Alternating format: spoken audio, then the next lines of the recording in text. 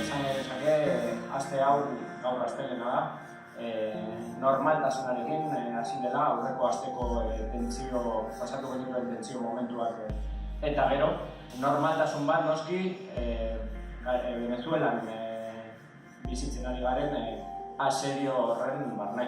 Asedio horrek hiperinflazioa, medikamentu falta, blokeoengatik edo isunengatik, produktu basiko batzuen falta eragiten du, baina jendeak ahalik eta modu normalenean saiatzen da bizitza aurrera eramaten.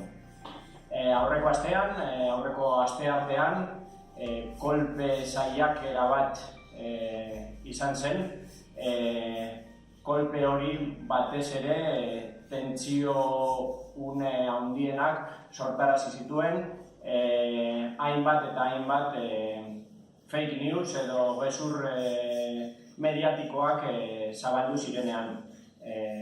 Goizeko, esan dezakegu, 6etan edo, bazebilen sareetatik eta WhatsApp taldeetatik bueltaka informazioa esanez goi mailako militarrak oposizioaren alde zeudela, oposizioak base militar batzuk hartuak zituela, baina goizeko 8:30 edo 9:00 gezur horiek desmontatuta zeuden, eta orduan egoera pizkatxo bat lasaitu egin zen.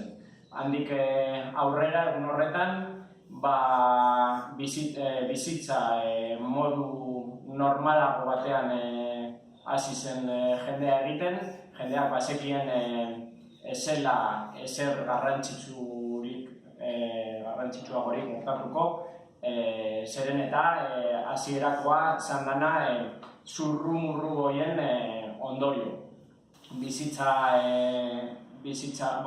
Tentsio hori bakarrik edo normaltasun falta hori bakarrik Caracaseko 3 puntutan nabaritu zen ordu horietatik aurrera. Alde batetik Mirafloresen, zeren eta gobernua edo txabismoa han bildu zen indar erakustaldi bat egiteko eta hori proiektu txabista defendatzeko. Beste puntu bat izan zen Caracasen ekialdea, zeren eta han kontzentratu zen oposizioa eta han izan ziren istilu batzuk Guardia Nazional eta poliziaren aurka, eta bestetik, beste faktore bat izan zen segurtasunagatik, metroa ez zela ibili egun horretan segurtasunagatik, eta orduan horrek jendearen garraioa edo lanera joateko modua eragotzi zuela. Orduan, 3 gauza horietan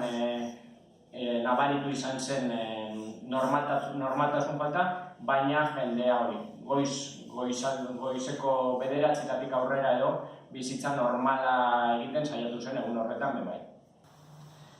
Gero, astearteko kolpe saiakera hori eta gero, oposizioa saiatu da bere jendea mobilizatzen, bai maiatzaren lehenean, baita larunbat honetan ere, baina porrot egin du.